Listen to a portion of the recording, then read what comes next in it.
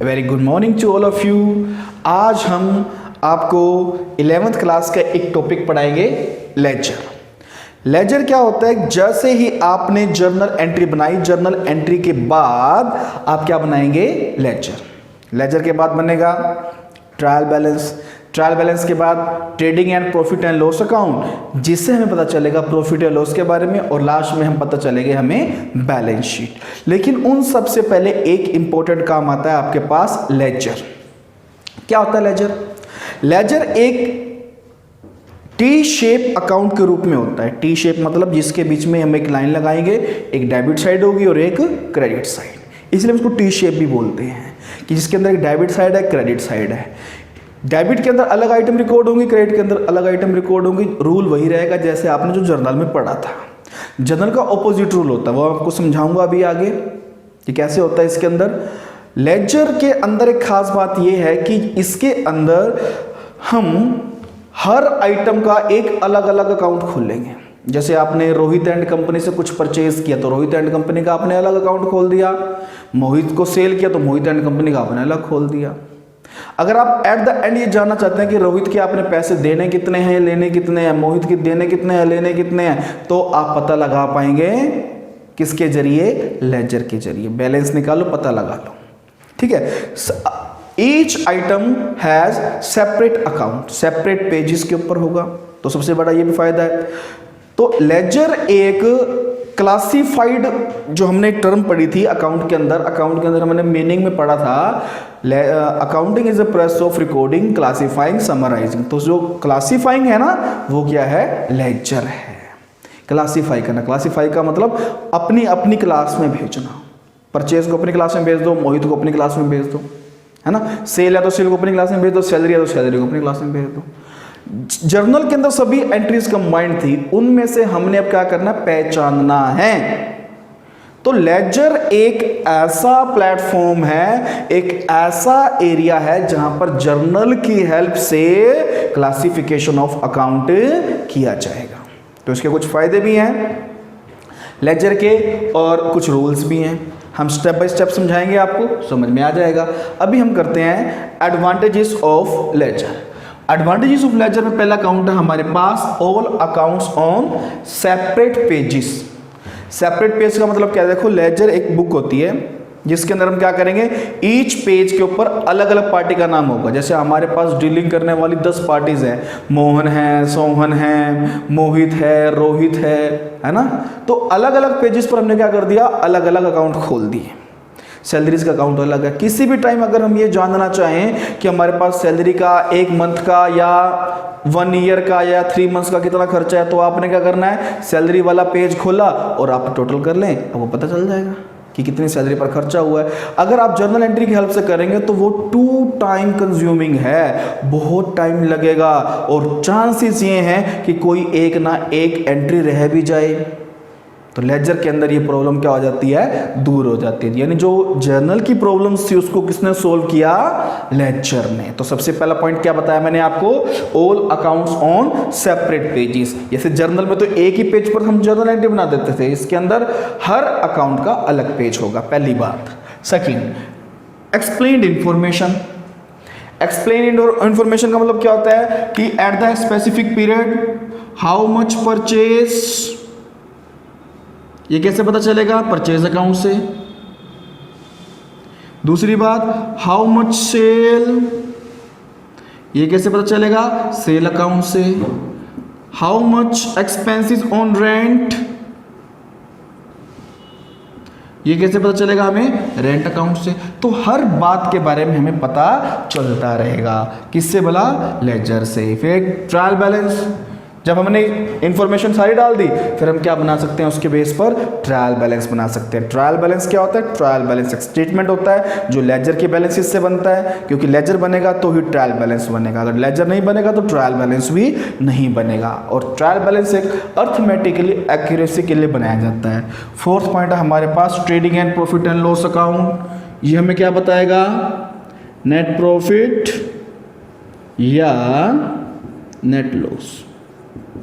इससे पता चलेगा कि आपने जो ट्रायल बैलेंस के बिहाफ पर क्या बनाओगे? Trading and profit and loss account, उससे हमें पता चल जाएगा कि हमारे पास प्रॉफिट कितना है या लॉस कितना है। और लास्ट में क्या आता है हमारे पास, बैलेंस शीट। बैलेंस शीट से हमें पता चलेगा position of assets and liabilities कि हमारे पास असेट्स कितनी है, हमारे पास लायबिलिटीज़ कितनी है। ये भी सारे पता चलेंगे हमें किसके बिहाव पर, लेजर के बिहाव पर। तो अगर लेजर की आप बात करें तो लेजर बहुत इंपॉर्टेंट डॉक्यूमेंट है, प्लेटफॉर्म है, अकाउंट है, जिसके बेस पर आप अपनी अकाउंटिंग की प्रोसीडिंग्स को आगे रन कर सकते हैं। तो ये थे इसके कुछ एडवांटेजेस।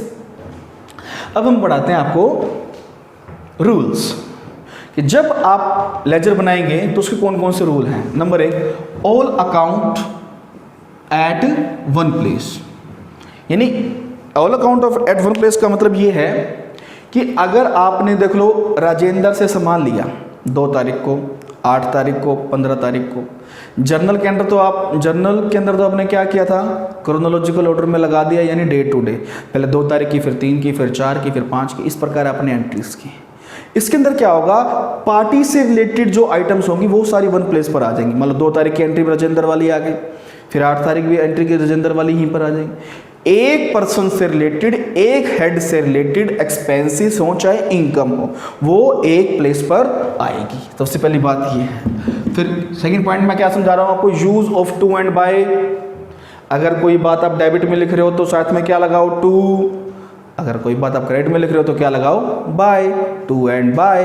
टू कहाँ पे आएगा, डेबिट में, क्रेडिट में क्या आएगा, by word. Opposite side of journal.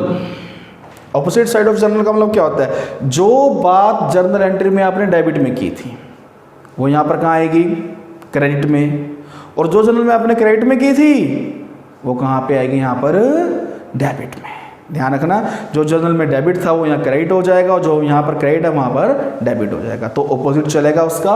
And last में क्या कहता है, no need of use account after personal account. यानी पर्सनल अकाउंट जैसे मान लो मोहन है तो मोहन पर्सनल है, क्योंकि पर्सन का नाम है तो हमें सिर्फ मोहन लिखना है, मोहन के पीछे अकाउंट वर्ड लिखने की जरूरत नहीं है। और इसी प्रकार अगर मान लो सैलरी आ जाए तो सैलरी क्या है, नॉमिनल है, लेकिन इसके पीछे हमें अकाउंट लगाना पड़ेगा। हम लिखेंगे टू सैलरी अकाउंट, ठीक है। इस प्रकार अकाउंट वर्ड ये पीछे है ना, अकाउंट, ये सिर्फ पर्सनल अकाउंट के पीछे लगेगा, बाकी रियल के पीछे भी लगेगा और नॉमिनल के पीछे भी लगेगा, असेट्स के पीछे भी लगेगा। जैसे बिल्डिंग अकाउंट बोलते हैं हम, है ना, फर्नीचर अकाउंट बोलते हैं हम, तो उनके पीछे अकाउंट आएगा। लेकिन पर्सन आ जाए, पर्सन का नाम आ जाए तो उसके पीछे अकाउंट वर्ड यूज नहीं होगा। तो ये क्या है, कुछ रूल्स हैं। अब मैं आपको एक प्रैक्टिकल करके दिखा देता हूं जिससे आपको समझ में आ जाएगा कि लेजर बनते कैसे हैं। लेजर के लिए आपको क्या चाहिए, जर्नल चाहिए, जर्नल बनाएंगे एक, और जर्नल के बिहाव पर ही हम क्या बना देंगे, लेजर बना देंगे। तो कैसे बनता है सीखें जरा ध्यान से।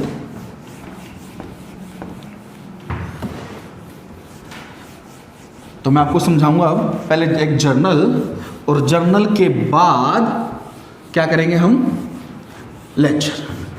तो देखो हमारे पास मान लो जर्नल एंट्री है simple cash account debit to sales account 20,000, 20,000। ठीक, इस जर्नल की हमने क्या बनाने है, अब लेजर बनाना है। तो देखो कैसे बनेंगे, ये बना लिया हमने लेजर, ये बना लिया हमने कैश अकाउंट। अब मान लो इसकी डेट दे रखी है हमें 1 अप्रैल 2019, तो यहाँ पर लिखेंगे हम डेट पर्टिकुलर्स अमाउंट, यहाँ पर भी डेट पर्टिकुलर्स अमाउंट। कुछ लोग इसके अंदर जेएफ का कॉलम भी लगाते हैं। JF means journal folio. जैसे जर्नल एंट्री में हम एलएफ लिखते थे ना, लेजर फोलियो, जर्नल में हम क्या लिखेंगे, लेजर में हम क्या लिखेंगे, जेएफ। अगर आप लिखाना चाहें तो यहाँ लगा सकते हैं अगर पेज नंबर है तो, अगर पेज नंबर नहीं है तो आप इसको छोड़ भी सकते हो। कैश अकाउंट, और साथ में क्या बना लेंगे हम यहाँ पर, सेल्स अकाउंट। तो ये बना लिया हमने सेल्स अकाउंट, ये बना लिया सेल्स अकाउंट का बैलेंस। ठीक, तो सबसे पहले हमें देखना है कैश अकाउंट डेबिट है, तो कैश अकाउंट के डेबिट में पहुंच जाओ। नाम क्या लिखोगे, टू सेल्स अकाउंट। कितने पैसे लिखोगे यहाँ पर, 20,000। क्योंकि कैश अकाउंट डेबिट है ना, कैश अकाउंट के डेबिट में आए, नाम क्या लिख दिया, टू सेल्स अकाउंट, इसके ऑपोजिट नाम, कैश अकाउंट में ऑपोजिट नाम आ गया। अब सेल्स अकाउंट जैसे क्रेडिट है तो सेल्स अकाउंट में क्रेडिट में पहुंच जाओ, डेट लिखेंगे 1 अप्रैल 2019 और यहाँ क्या लिखेंगे हम, बाय कैश अकाउंट, ठीक है ना, उसमें उल्टा नाम आ जाएगा, साइड वही, नेम ऑपोजिट, तो कैश अकाउंट लगा दिया अपने 20,000, ये आपका हो गया लेजर, इसी को बोलते हैं हम लेजर अकाउंट, ठीक है। अगर सिंपल वे में अगर मैं इससे थोड़ी सी और हट के एंट्री देखें, अगर आपके पास ये एंट्री है, यहीं पर एंट्री कर लेते हैं, 4 अप्रैल 19 को cash account debit 14,800, discount allowed account debit 200 to sales account 15,000। तो इसमें कैसे करेंगे अब हम देखें जरा ध्यान से। इसके अंदर पहले हमें बनाना पड़ेगा कैश अकाउंट। कैश अकाउंट का फॉर्मेट वही रहेगा, छोटा सा ही बना ले बेशक, date particulars amount, date particulars amount, फिर क्या बनाओगे आप, डिस्काउंट अलाउड अकाउंट, छोटा सा ही बना लें ये भी, फॉर्मेट वही, फिर क्या बनाएंगे आप, सेल्स अकाउंट।